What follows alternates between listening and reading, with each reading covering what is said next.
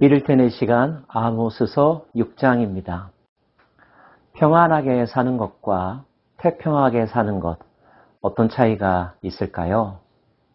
아마 가장 큰 차이점은 자기 자신과 주변 세계에 대한 인식과 감각 능력이 살아있느냐 아니냐에 달려있는 것 같습니다.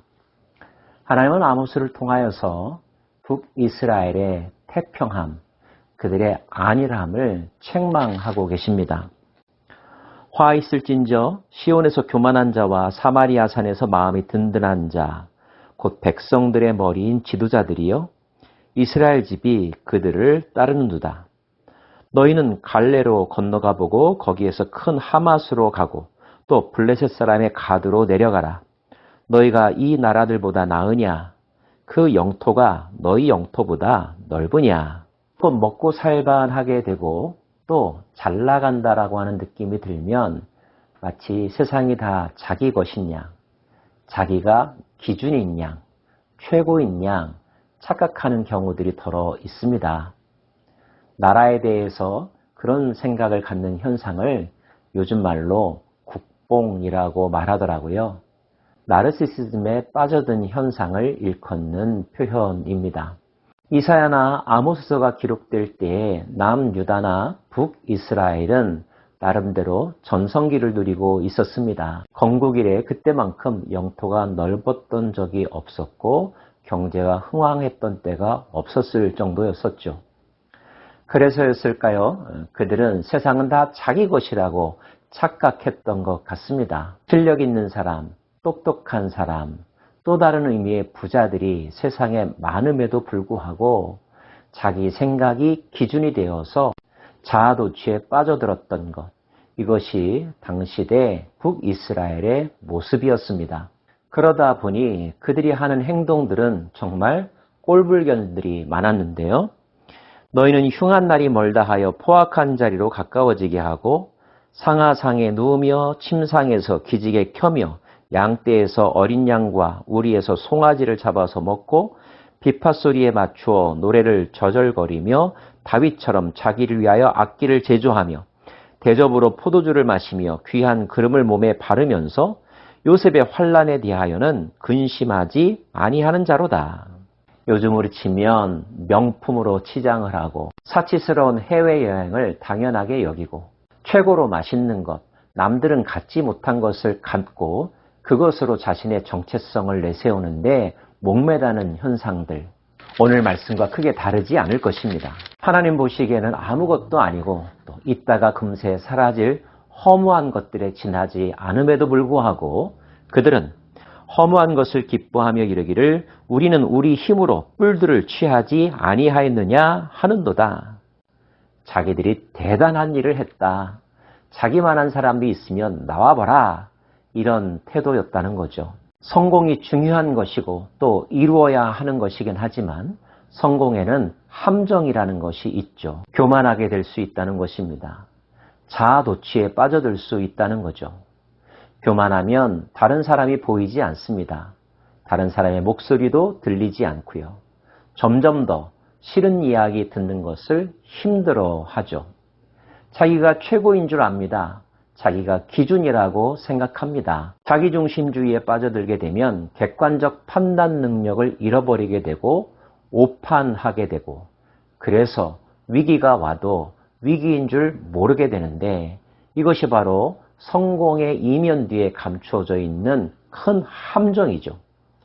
지혜로운 사람은 성공을 쟁취할 뿐만 아니라 성공을 잘 관리합니다. 또 다른 목표를 향하여 겸손하게 자기를 낮추고 성실한 태도로 열심히 살아가죠.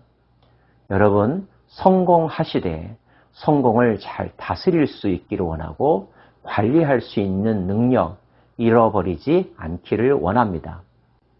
그들의 교만함이 하늘을 찌르게 될 때 하나님은 그들을 넘어지게 하시죠. 망하게 하십니다. 그들로 하여금 정말로 자기가 아무것도 아니라는 것을 깨닫게 하실 터인데요. 만군의 하나님 여호와의 말씀이니라 주 여호와가 당신을 두고 맹세하셨노라.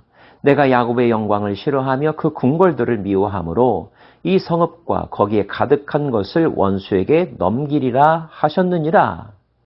그래서 그들이 제일 먼저 포로로 잡혀갈 것이라고 말씀하고 계십니다. 그러므로 그들이 이제는 사로잡히는 자 중에 앞서 사로잡히리니 기지개 켜는 자의 떠드는 소리가 그치리라. 11절에는요.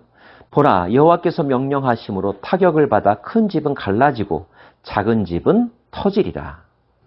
14절, 만군의 하나님 여호와의 말씀이니라. 이스라엘 족속아, 내가 한 나라를 일으켜 너희를 치리니 그들이 하맛 어귀에서부터 아라바 시내까지 너희를 학대하리라 하셨느니라.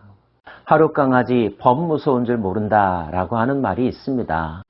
모든 일이 순탄하게 되고 나라가 부강해지자 그들은 범 무서운 줄 망각해 버렸죠. 호랑이는 누구십니까? 하나님이시죠. 하나님이 막으면 오갈 데 없는 것, 하나님이 열면 닫을 자가 없다는 것, 그들은 잊어버렸던 것입니다. 하나님은 그들보다 더 센 나라가 있음도 보여주셨죠. 그것이 바로 당대의 아수르였습니다. 그런 일을 겪다 보면 비로소 깨닫게 되겠죠. 아, 세상에는 나보다 강한 사람이 많구나. 세상은 여전히 넓구나. 나는 피조물에 지나지 않구나. 여전히 세상은 하나님께서 다스리시는구나.